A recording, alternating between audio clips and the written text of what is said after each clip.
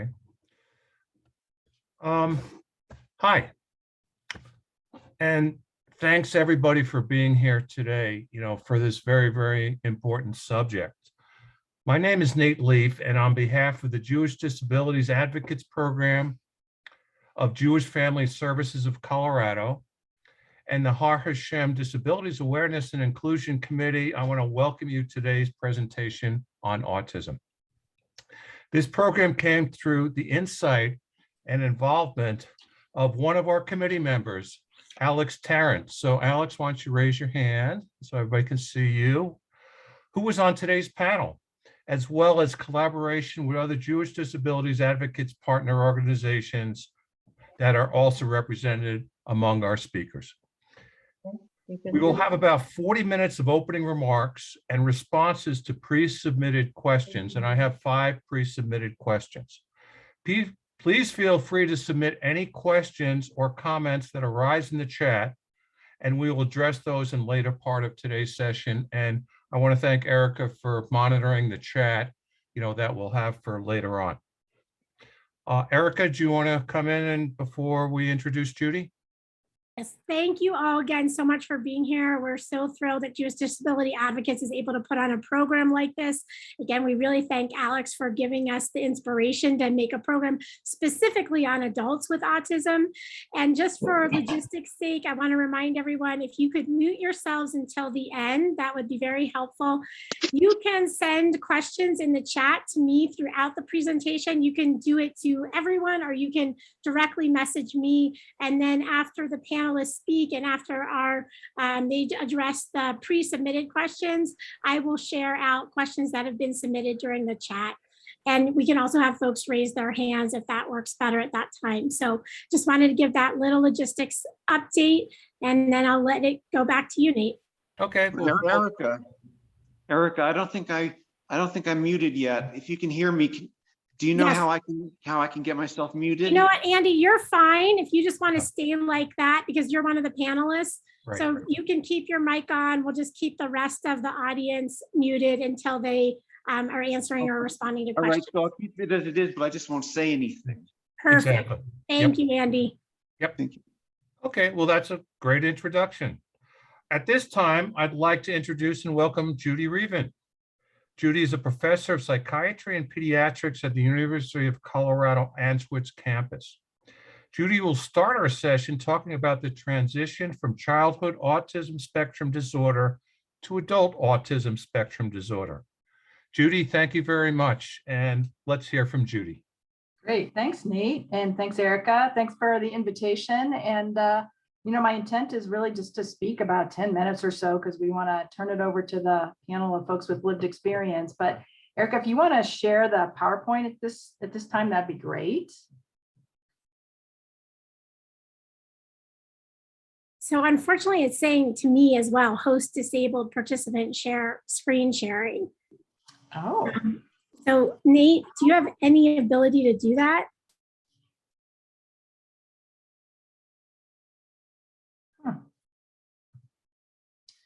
Well, if there's, Erica, if there isn't an ability to share the screen, I can just pull it up myself and go through it. And if people are interested in a PowerPoint later, that's fine.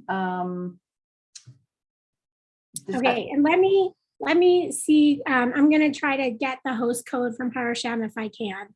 We'll catch up to you if we can. Thank you, Judy. All right, well, I'm gonna open it up on my end here, so I'll remember what I wanted to talk about. All right, 1 second. This way I can see people's faces a little bit as I talk. So we'll just give it a try. So so I wanted to talk about adults with autism. And as I said, this is really intended as a very brief introduction. And, there has been a focus, as you probably know, on young kids and even moving towards adolescence with autism. And the challenge with an overfocus on kids and teens is that adults tend to be left out. But interestingly enough, in the next maybe 5 to 10 years, People talk about a whole kind of cascade of autistic adolescents moving towards adulthood. As much as over 700,000 people are going to be entering adulthood. And so that means that we all need to be thinking about what we want to do to support our community. One of the things we think about is that as teens are in high school, they are reasonably supported, as are lots of other teens with other challenges. But what happens when people graduate high school, whether it's at 18 or 21, there's a phenomenon called falling over a services cliff. And I have this beautiful picture of a cliff to illustrate it for you guys, but it's essentially saying that once people leave high school, there's almost a void of services available. So there are needs, which I'll talk about in a few minutes, but there are lots of challenges with being able to access services. There are not a lot of clinicians or providers who have worked with adults with autism. There are long wait lists for services. And coupled with all of that tend to be high rates of some mental health conditions like anxiety, depression, and even suicidal thoughts. So some of the other unmet needs that we think about in our community of autistic adults are, as I was saying, the mental health needs and lack of appropriate mental health supports. There are employment needs. Much of our literature and research talks about how adults with, oh, there we go. I see it. Hold up. Excellent. Can you go down? If you want to open it, Erica. And perfect. Put it on slideshow.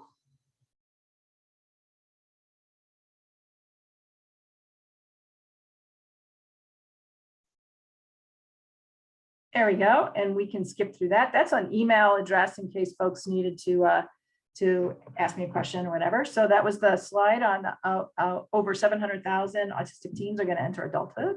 Okay, go to the next slide. Thank you. That's the beautiful services cliff that I was showing you earlier. So if you can really think about that, people do describe it as a cliff of just like you're getting supported, and then boom, you graduate and there's an absence of supports. And those are some of the challenges that I think the community has in meeting the needs of the autistic adults. Okay, go to the next one. So I was just starting to talk a little bit about what are some additional unmet needs of autistic adults. And as I was alluding to earlier, it's the mental health piece. It's employment needs. You know, employment needs are tricky in that our research indicates that many autistic adults are either underemployed or unemployed, but who are quite capable. And so what we need to be thinking about is how do we provide appropriate employment support so that we can have our adults in the community and making contributions to the extent, you know, in the way that they want to. Housing needs, being able to find affordable housing, as we all know, is just an issue in the Denver, Boulder metro area in general. But how do you find a place to live? How do you think about all the skills that are involved in living independently, and who's going to help you develop those skills if maybe those are some things you don't already have? Seeking secondary education, especially at the college level. And then kind of an ongoing lifelong issue around relationship development and, of course, romantic relationships. Okay, go on to the next one. So here's some of the things that we know that people have really started to write much more about in the adult community. Folks have started to really write and think about this idea of camouflaging or masking. And I'm using those two terms kind of interchangeably. What we really mean is just kind of what the terms suggest, which is that many adults talk about how through their lifetime they have tried to hide some of their challenges and have worked really, really hard to try to fit in to a neurotypical world. And the taxing nature of masking and camouflaging, I think, is something that we're really just beginning to understand. Folks will write about or talk about their own masking experiences as just, again, really trying to work hard so that they can keep the friends that they have. They worry that without masking, that they'll be rejected socially or perhaps in a workplace.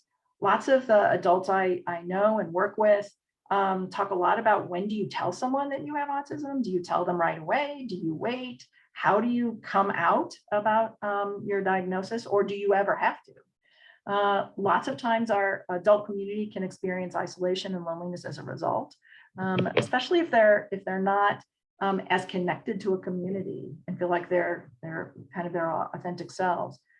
There's lots of byproducts of camouflaging and masking. We see it a lot in the female population, but as a result, we also can see diagnoses occurring later.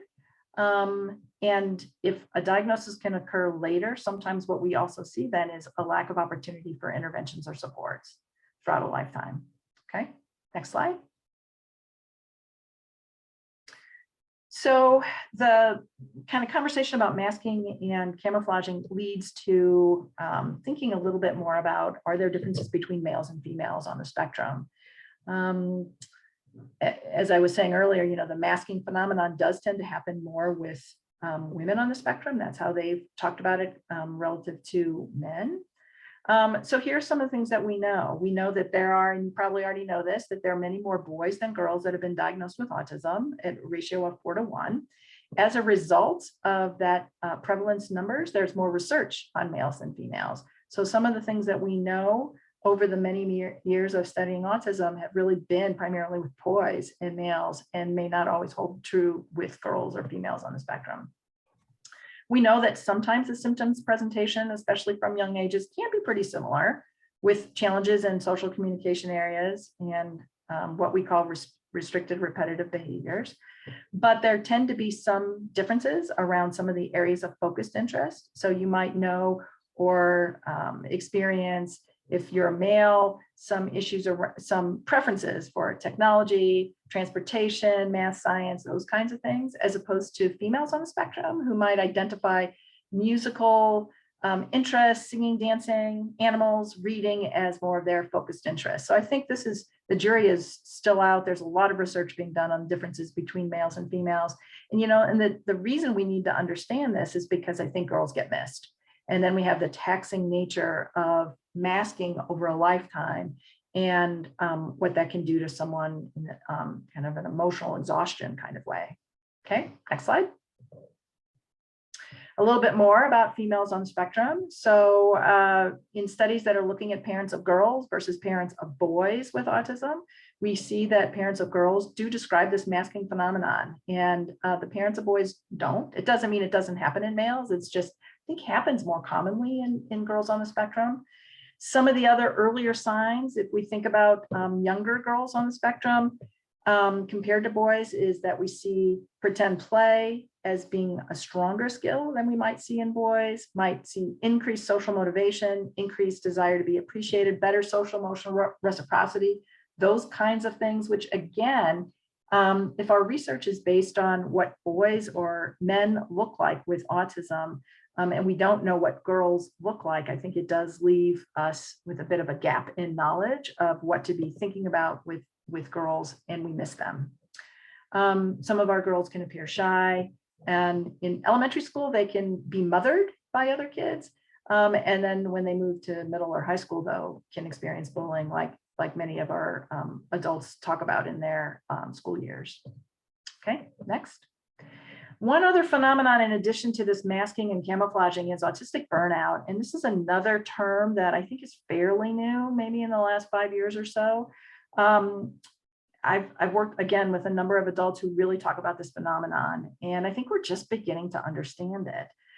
I think what people describe is lots of kind of a lifelong experience of masking and trying to take a lot of your mental and emotional energy to try to understand a neurotypical world. All of that emotional energy can lead to a lot of exhaustion.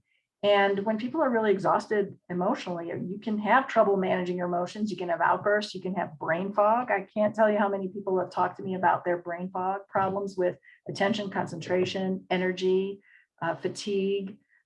Independent adults are at risk. You can see that's a bullet I wrote. And the reason I said that is because for adults who are living independently, almost by definition, it might mean that they are getting fewer supports than other folks. And when you have less support, you are perhaps at more risk for having this autistic burnout. Again, some sensitivities to change in your environment, and again, this potential for suicidal ideation. Okay, next slide. I couldn't do a talk about adults with autism without talking about gender diversity.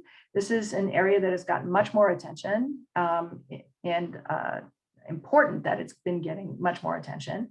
The two bullets here on the slide are really the reverse of each other, which means that in a large sample of individuals with autism, we see an overrepresentation of youth who identify as gender diverse. And when you have a group of individuals who identify as gender diverse, we can look at that sample and see that there is an overrepresentation of individuals with autism. So all of that to say is that we are now seeing high numbers of individuals who have both autism and identify in a gender diverse way. We can sometimes see diagnoses of autism occur later, especially if the gender diversity is something that is addressed first. And this exploration tends to occur in adolescence, just like you would anticipate. Okay, next slide. There are many, many strengths in our community, and I think you're going to get that when we talk with the folks with lived experience. But here's just a few strengths that I wanted to share with you. There's a lot of kind of neurocognitive strengths that I think sometimes go unnoticed, but are really important. So the ability to memorize, learn factual information in a quick way, to be able to use visual supports and really learn in a visual kind of way. Temple Grandin talks an awful lot about thinking in pictures and other ways of understanding information and solving problems in a way that is, I think, unique, and we want to appreciate and see how we can further understand the unique ways that that individuals on the spectrum may view problems. Many times they, and again, I'm not trying to suggest everyone, but there does tend to be some strengths in areas of science, engineering, math, those kinds of things, computers. We've already talked about the memory, attention to detail. I think that the tendency to develop these deep areas of focused interest, I think, are an absolute strength. So really deep areas of expertise in history, in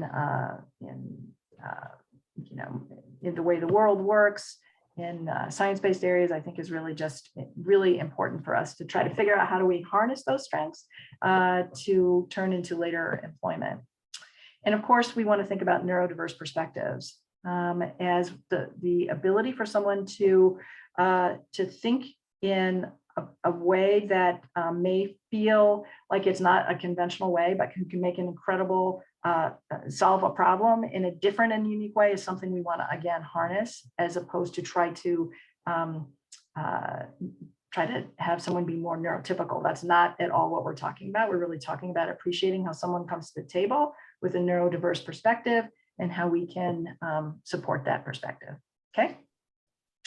Okay, I'm just going to go through super quickly the next couple of slides, which is some of you may be thinking, well, I know someone who might have autism, or maybe I myself might have autism. Should I get a diagnosis or not? This is something I get asked all the time in the work that I do.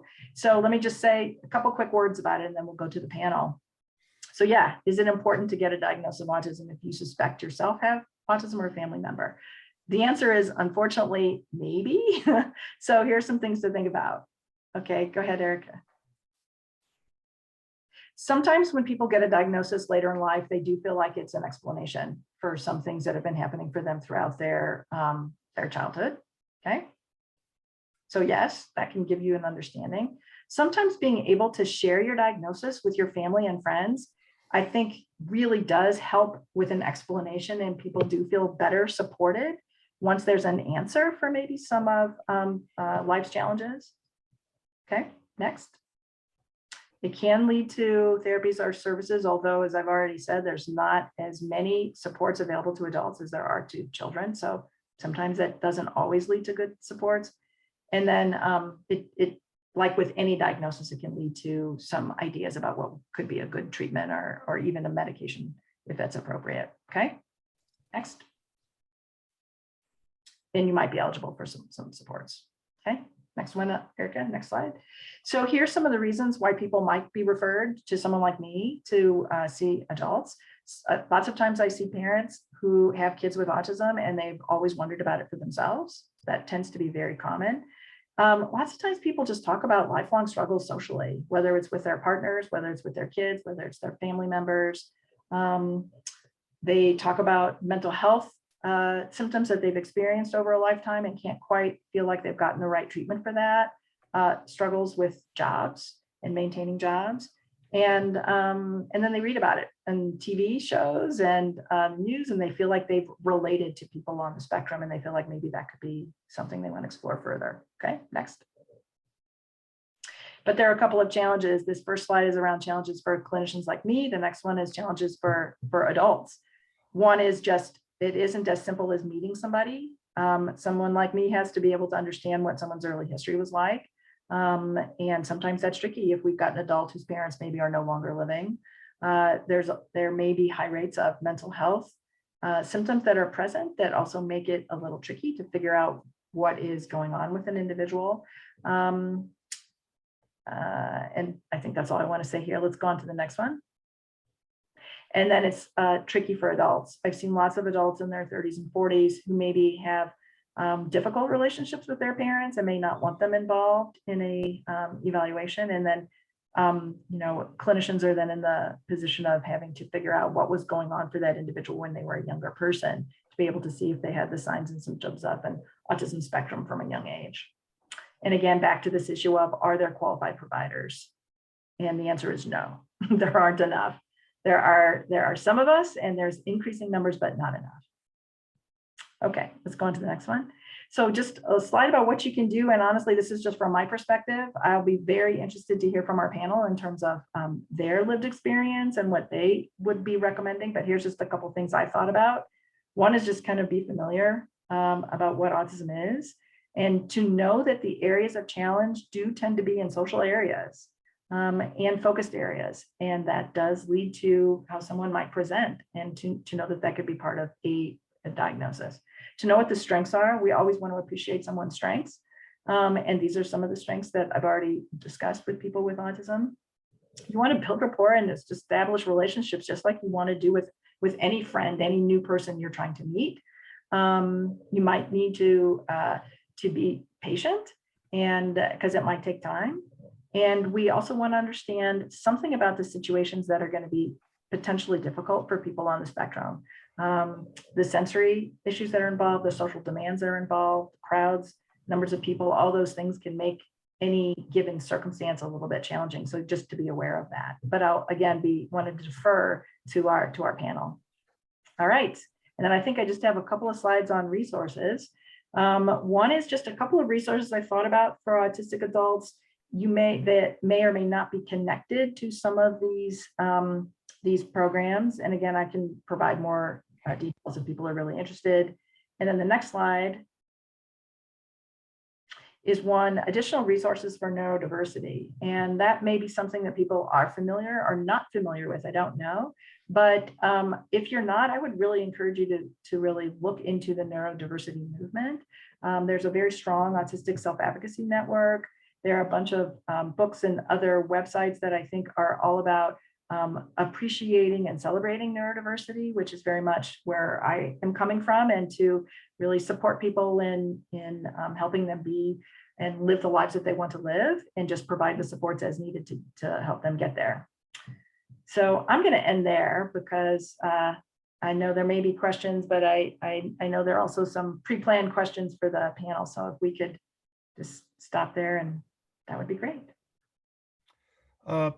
Judy, thank you. I mean, your presentation, very comprehensive and well thought out. And we will have time at the end of the presentation if you have questions or comments for Judy, and you can put those in the chat.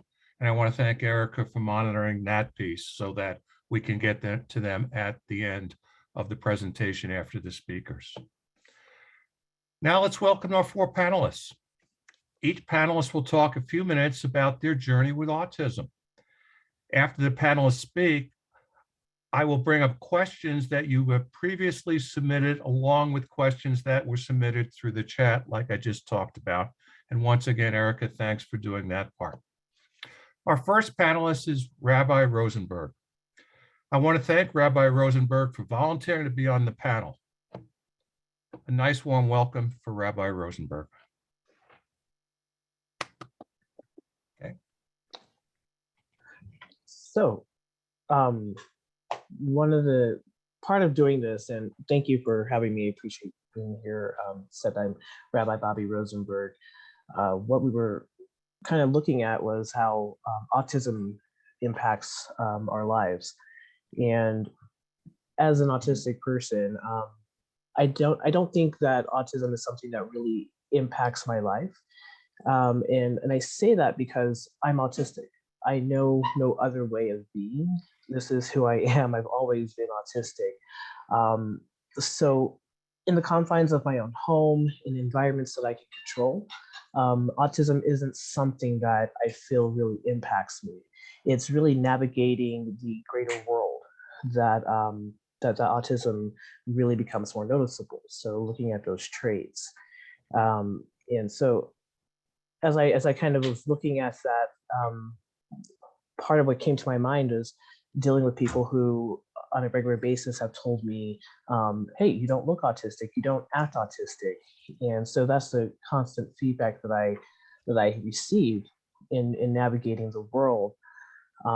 So I had the privilege of an early diagnosis. I was diagnosed with autism, specifically Asperger's syndrome, when I was 4 years old. So with that, I had access to a lot of tools, therapy, occupational therapy, to help me be the most successful person I could be in terms of navigating a neurotypical world.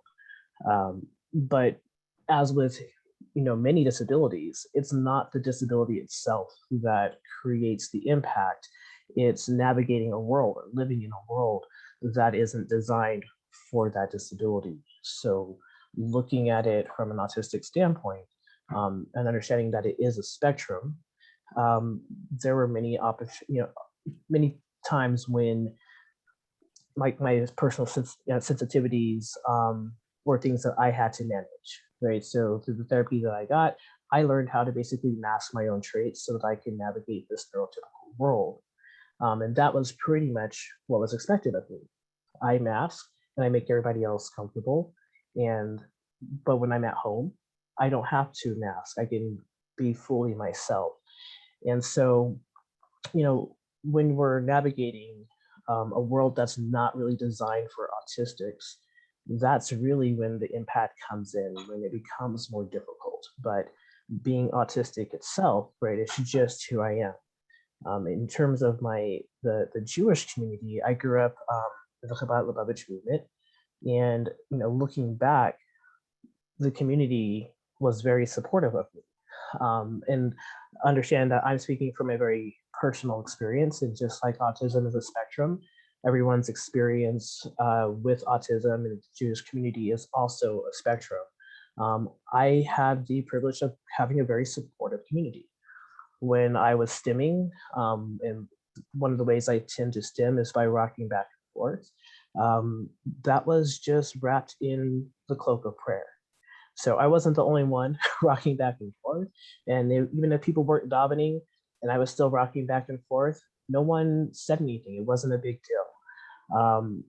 When I was fixated on a specific sound or a word or a letter, that was just another way of me being Kabbalistic and having kind of a meditative experience. When I needed to be alone, I couldn't be around other people. I needed that space just to myself. That was wrapped in the lens of what they do. So this idea of self-seclusion, an opportunity to connect with Hashem. So for me, my autism was actually turned into something kodesh, something holy. It was sanctified. And because, again, autism isn't something separate from me, the community's view of creating this kodesh, right, this holiness, this sanctity around my autism allowed me to also, by extension, become this kodesh, right, this holy or sanctified being.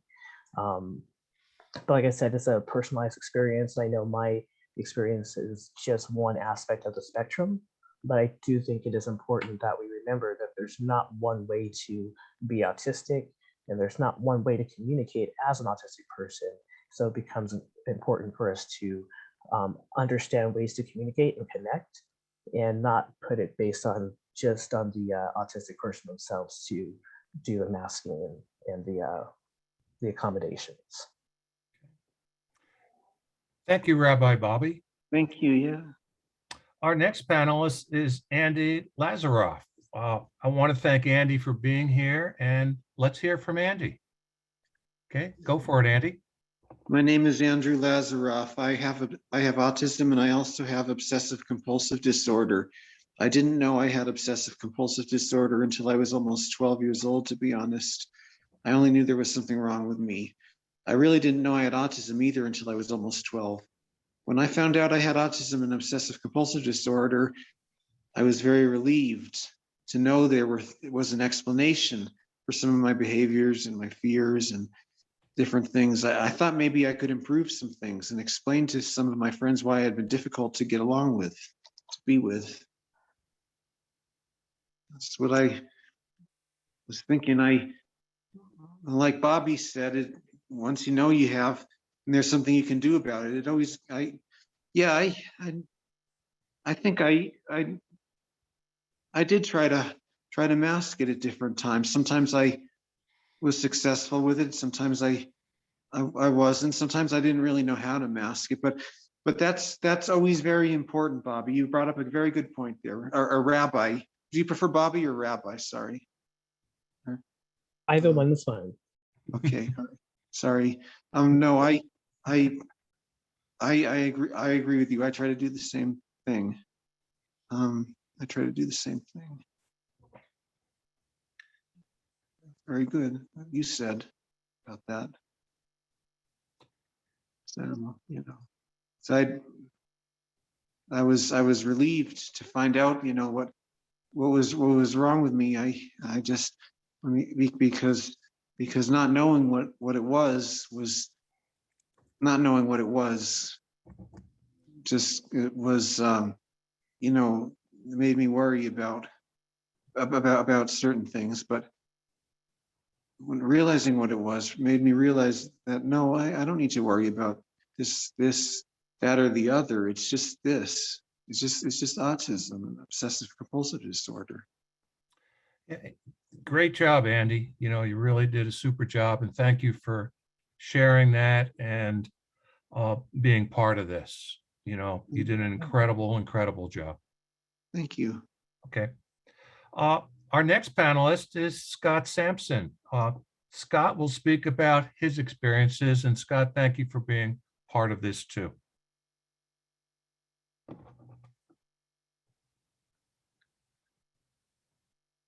I know we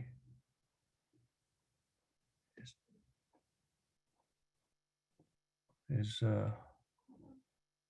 okay. Scott, I think you're on mute. Yeah, I'm sorry. I was born in 1974, well before the diagnosis of autism. So my parents just knew, and all the specialists that dealt with me knew that I was different. But the only term they could come up with that I was not was, I hate to say this, retarded. That was 1974.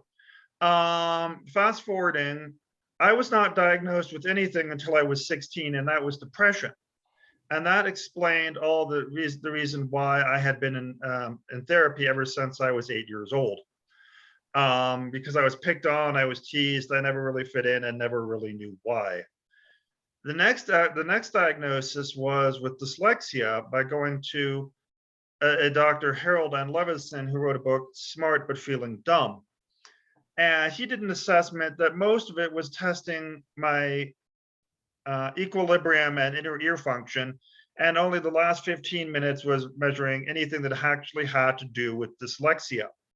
So I thought, oh great, that's just one more thing wrong with me. So as you can tell, I have, since not going through, let me slow down here, not going through special education, and learning how to deal with masking, I've had to learn it all by myself and bumble my way through life as best as possible. And as Alex Tarrant, who I once worked with, knows, I only look, appear, and act normal. I am anything but normal, calm, and collected. But that's just part of the mask I've learned to wear, as according to Dr. Reaven. Further fast forwarding, it's been a long, strange trip trying to navigate getting services as an adult. Yes, there are very few and far between services, and I've been fortunate enough to be eligible for things like food stamps, housing vouchers, and financial assistance with utilities. Without all of that, my lack of employment would have made managing any of that absolutely impossible. So I'm fortunate to now be with Elevated Supports, who helped me get the apartment that I'm in, to get out of the apartment that I was in and into a much more stable living situation. But the employment has been an issue. Managing being able to manage stress and unwritten rules and expectations that exist but are not written down anywhere, so I don't know if I should follow them because they're not written down, and that's caused problems. But so I'm continuing to get therapy, and it's through this therapy that I was suggested by my counselor at Imagine to Dr. Jed Shapiro, who recommended me for this panel, and I would like to thank all of you for the opportunity of being able to speak to you today. Thank you. Scott, thanks again. That was wonderful. Our final panelist is Alex Tarrant. And Alex, thanks for bringing this topic to the Inclusion Committee. And I'm happy we're able to have this presentation because of your insight. Alex, why don't you share some of your thoughts? Thank you, Nate. I converted to Judaism because I didn't really want to be shut into a box that I didn't fit into. I wanted more in my life. And my Judaism has a lot to do with my ASD. Now, I'll tell you how that kind of all fits together. In school, I took this class on Jewish Testament, and it was really, really insightful. I felt a real connection to it. And then I found Kol Hashem, which has just been a really great community for me because although I have autism, the people at Kol Hashem really have accepted and embraced me for who I am and not really rely on those labels, which has been really great. The first time I went to Kol Hashem was a Friday evening service, and I didn't really know anyone, and I didn't really know what was going on, and it was kind of stressful because of all the unwritten social rules and all that stuff. And everybody was really nice, and even though I didn't really know what was going on, or I was holding the prayer book upside down, for instance, it was okay, and people were really accepting and nice, and I felt this sense of inner peace. And one of the things that is really important to me is that people just seem to be okay with me being a little different. After that service, I talked with Holly, and she was just, I complimented her, and I really like that she, as clergy, just accepts me for who I am and doesn't really judge me if I don't have eye contact or the right words. And she doesn't really get upset when I'm blunt or am saying things as they are. And that makes me feel really good. This forum is my example of expressing how I feel in positive things happening. I joined the Inclusion Committee at Kol Hashem and expressed to the group that we should really have something like this. And I really wanted people to learn and hear about autism. And I'm really excited that the group decided to have this presentation. And I really appreciate that they listened to me and my thoughts. I love that people at Kol Hashem accept me for who I am. And it's okay that I'm a little weird. They don't try and shove me into a box that I don't fit in. Thanks for letting me be myself, and I'll be happy to answer any questions and share my experiences with everyone. Alex, and I want to thank all the panelists for sharing your life stories, experiences with autism. And now it's time for the questions that were submitted. And the first question is, what challenges did you experience transitioning from childhood to adulthood? And what positives came out of this transition? Maybe I was trying to think, maybe the best way is let's do it with the order that we have. So let's start with Rabbi Rosenberg, and then we'll do Andy, and then Scott, and then Alex can go on. So at least we have some consistency and I don't have to look for hands. So why don't we just use that? I just, came up with this on the fly. So Rabbi Rosenberg, why don't you start? Sure. So honestly, the biggest challenge transitioning from a child with autism to being an autistic adult is that society seems to forget that autistic kids actually become autistic adults. So as we heard earlier, right, that the services that were previously there kind of disappear. But I think the biggest thing is the mentality from a lot of adults is that you're going to outgrow these traits that they've come to associate with you. So for me, it was really like I was still the autistic person. I was one that was like, I'm not going to grow up. I still maintain my childish ways. I have my playroom and my toys that I like to play with. But it was really actually getting other adults to understand that becoming an autistic adult just means I am the same person I am, and I wasn't going to change that. So kind of educating them about what it means to be an autistic adult, that I still have the same sensory sensitivities that I had before.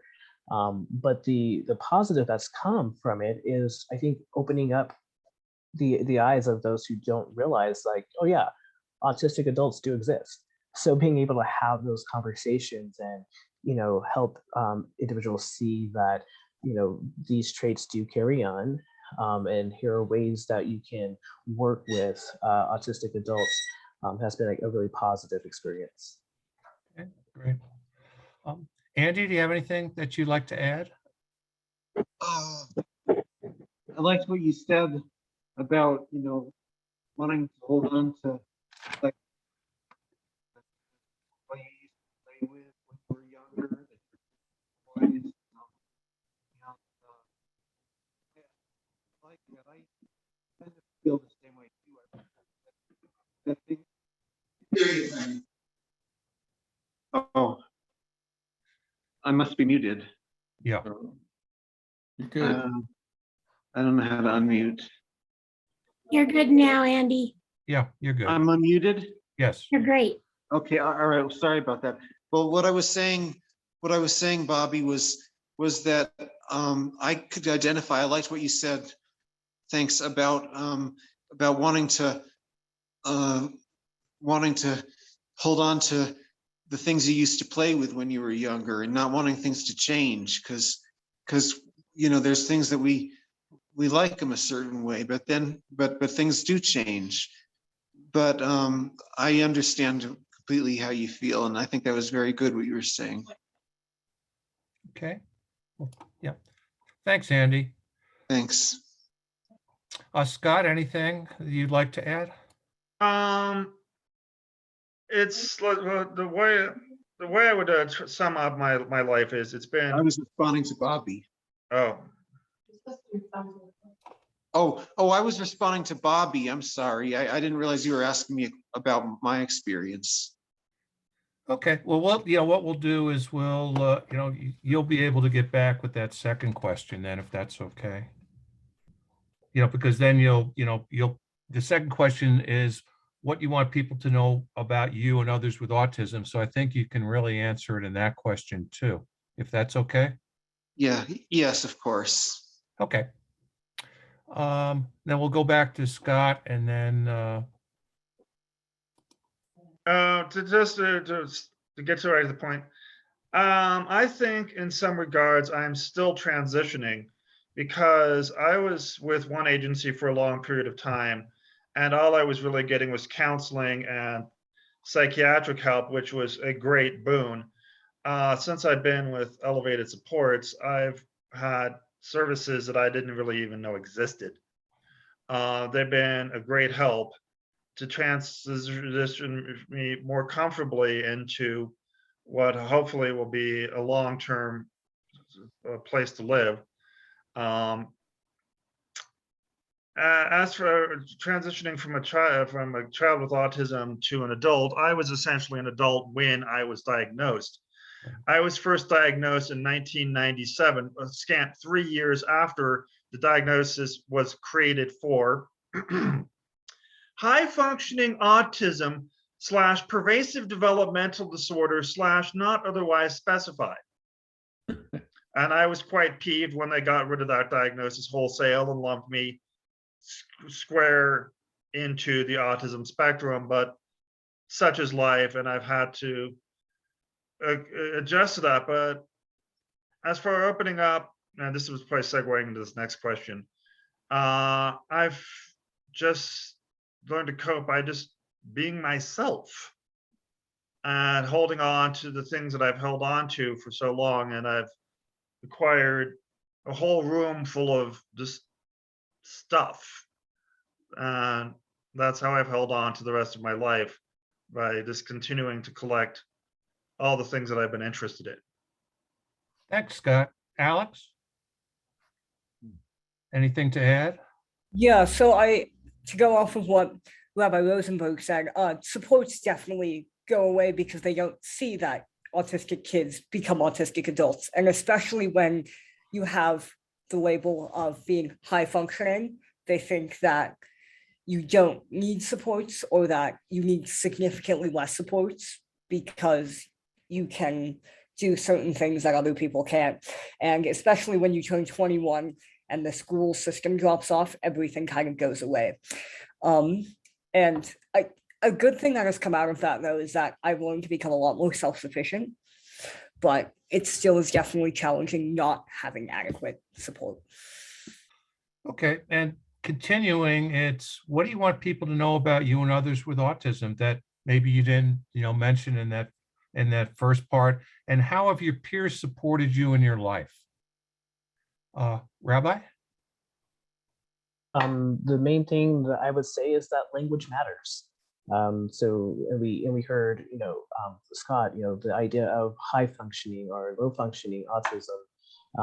Autism is a spectrum, and so a person who does not communicate verbally doesn't mean that they're low functioning. It just means they communicate in a different way.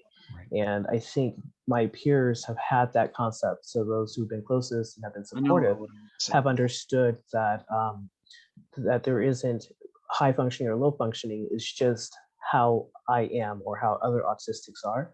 And they have encouraged me to be who I am completely without expecting me to change my behaviors or expectations to meet their needs. Okay. Andy, if you want to talk about your story now, about how others have supported you. Yes. That question about how my peers have supported me. I realized that when I reached out to my peers, when I behaved compassionately towards them, they often reached out to me. When I was a freshman at Cherry Creek High School, I knew a young woman named Heather. One day, Heather was crying in class. I think she might have had a death in her family. I felt very bad and wanted to make sure she was okay. I didn't want to embarrass her during class. After class ended and everyone else had left, I calmly walked over to her and said I was very sorry about what she was going through and I hoped she was going to be all right. She said, "Thank you." And then she gave me a big hug. I truly believe she was supporting me, a desperate young man who often worried he was the only one who broke down easily. Heather and I were good acquaintances at school after this, and I felt almost like I could turn to Heather for support and relief, even if nobody else understood me. Well, that's beautiful, Andy. Thanks. The other, I didn't realize you were asking me the other question also. I'll try and answer that briefly. About challenges, about my own challenges. Yeah, that would be great. Some people face challenges transitioning from childhood to adulthood In my case, however, I faced a few challenges transitioning from childhood to my teenage years.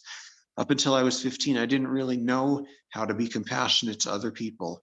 I learned I needed to improve my behavior the hard way. When I was 13 in my junior high English class at West Middle School, a young woman named Brianne had had a death in her family. She had written a story about this and had been too upset to read it. The English teacher read what she had wrote, but had a difficult time. I'm not proud of how I handled the situation. Learning I needed to be more compassionate when the situation arose brought about positive changes. When I was 13, I also didn't completely understand about cologne and mouthwash and clothes. I learned more about this the hard way from my peers between the ages of 13 and 15, and this too brought about positive change. Wow. Just, great, well thought out stories, and thank you for sharing those. Thank you. Scott? Anything you'd like to add about? Yes, I've already addressed some of the challenges I had growing up in a world where it being normal was the absolute end all be all of who you were. I grew up in completely self-centered, superficial Southern California, and the perception everything is bright, sunny, everyone's blonde-haired, blue-eyed, and surfs. I was never anything like that. I never fit in. And when I was 16, I finally got my diagnosis of depression, to reiterate, and that just started a whole cascade of other things that I was diagnosed with, until finally I was diagnosed with, as I said, quote unquote, Asperger's. So what kept me going through the whole time was counselors.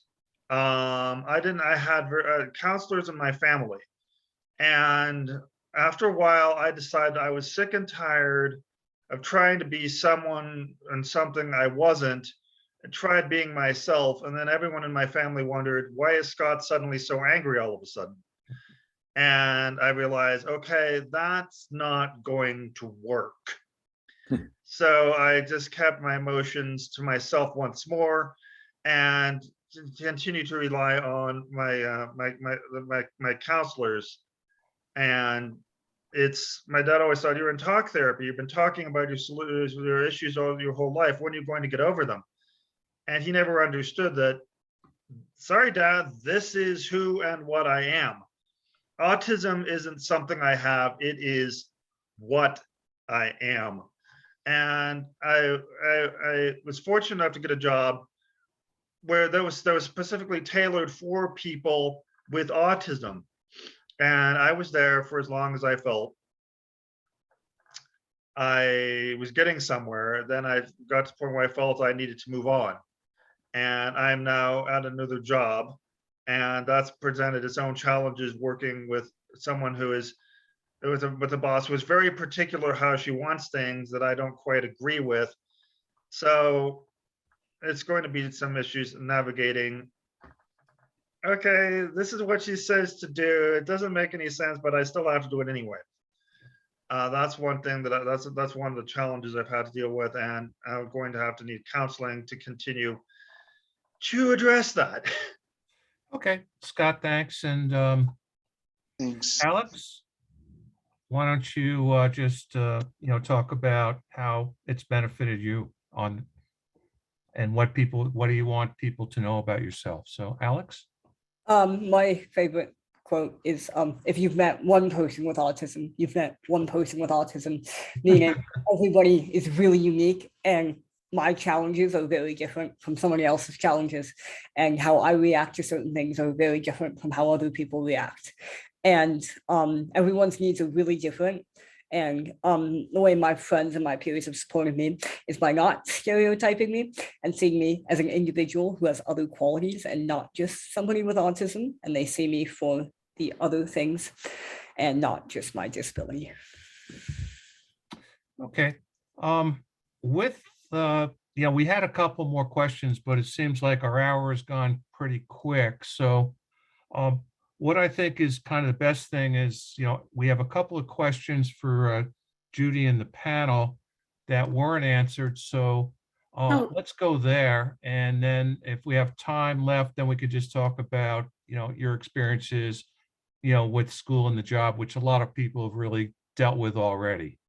So, Erica, what about, go Well, ahead. first, I want to thank Judy for answering a lot of the questions in the chat. So, Judy, thank you so much for doing that.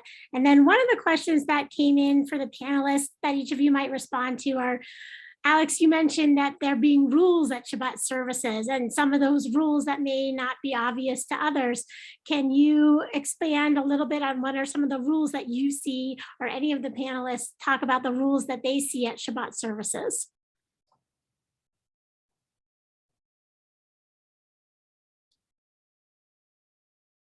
Well, I mean, there's obviously just a lot of unspoken social things that are kind of harder for me to pick up on specifically, and then there are just like the common known things, and it's kind of interesting to have to gauge what people don't tell you and what you have to kind of assume.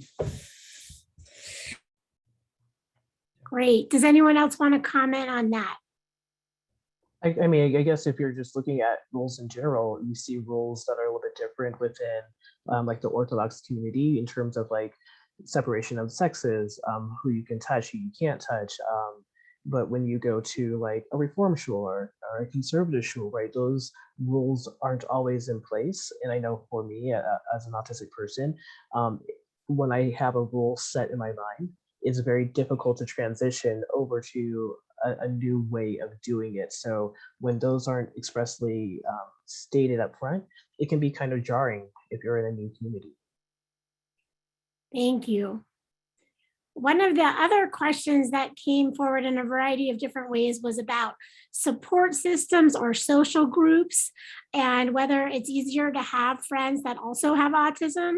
So I think that would be open to anyone, if anyone could pick up on that question. I have something, just a brief thing on that.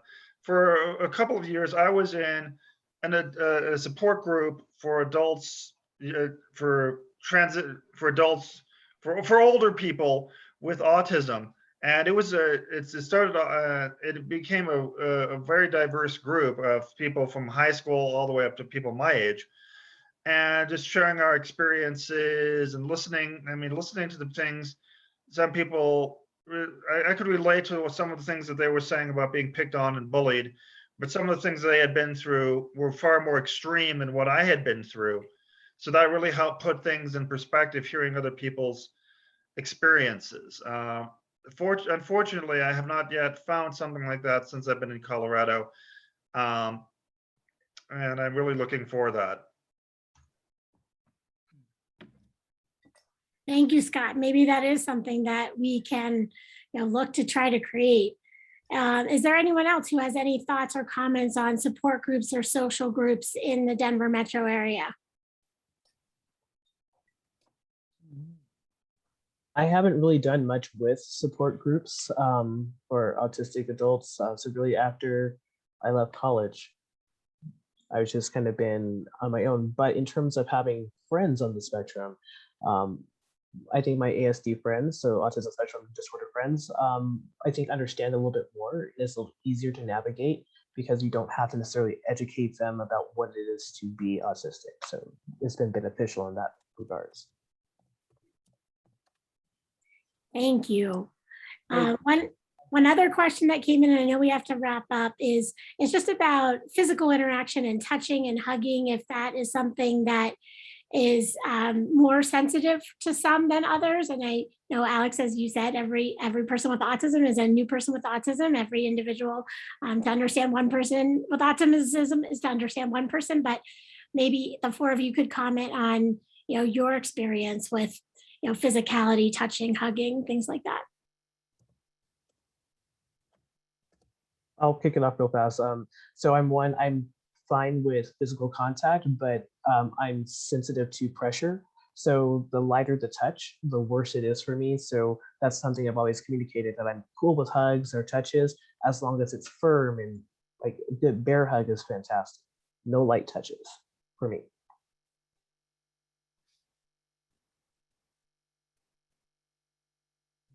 Andy or Scott or Alex, would you want to just chime in with your personal perspective? I haven't had much problem with physicality, but I did work as a paraeducator in special education for about 5 years. And I saw firsthand exactly what Alex was saying.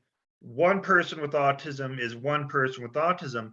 I worked with everyone from preschool up to community college, and I found that there are as many manifestations of autism as there are people with autism. Some people like to be touched. Some people didn't respond unless they were touched. Some people, so some of the individuals, there was a broad spectrum.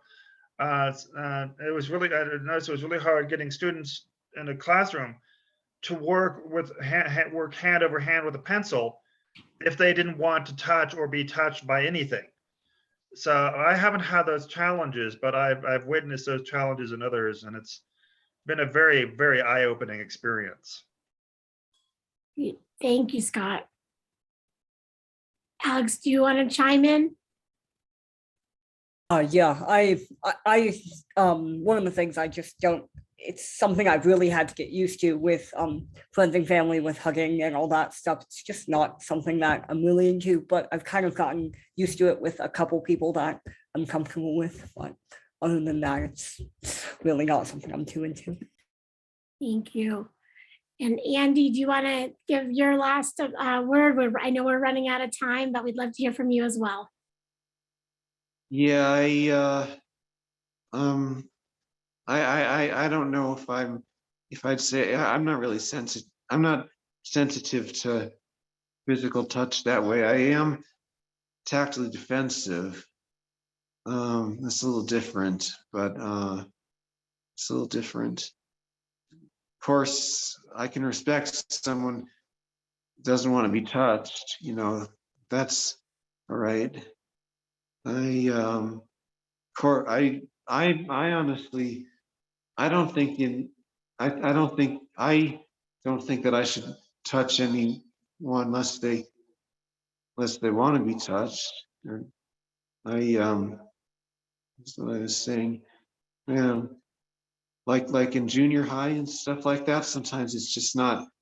You're too young, you know. It's not quite appropriate. That's all I'm saying. Absolutely. But I never actually, I never was tactily defensive to that, although I have been tactily defensive to other things, but I can understand how someone might be. Well, thank you, Andy. I know that we've had just a little bit of time to get to know each of you. I want to thank so much the panelists for being part of this today, and for Judy and your expertise. There's so much more we could discuss, but I really appreciate that we got to learn a little bit today. I hope all of us will continue to go on and learn more about autism, but I want to thank you. I want to turn it back to you, Nate, to wrap up, but thank you guys for giving us a few minutes of your time, and really, really appreciate Alex moving us forward and making sure this panel happened, and hopefully there'll be more like them. Yeah, I mean, just to reiterate, you know, what you said, Eric, just everybody, thanks. And I'd like to have the panelists, if they have time, to go to the chat, because there's, you know, just a lot of great information that is in there. And, you know, if you have time to comment on some of the things, I know the people that wrote in the chat would really appreciate that too. You know, so that's something, because I'm sure that during the presentation you didn't have time to do that. And I just hope, you know, once again, this is the first of many things, you know, that we discuss and talk about and get out in the open and get a lot of expertise. And I want to thank Judy also. It's obviously we didn't have any female representation on the panel, and I want to thank you for bringing that out as part of the introduction to, you know, to hopefully answer a lot of questions that people might have with that. And just everybody have a great rest of the day. Stay healthy and safe, and thanks for spending part of your day with us. Thanks, Nate. Okay. Thank you all so much. Thank you. Bye-bye. Thank you very much. It was wonderful. Mhm. Thanks. Thank you. Great Everyone. program. Great program. Thanks. Okay, Thank you all. thanks. Okay. Much appreciated.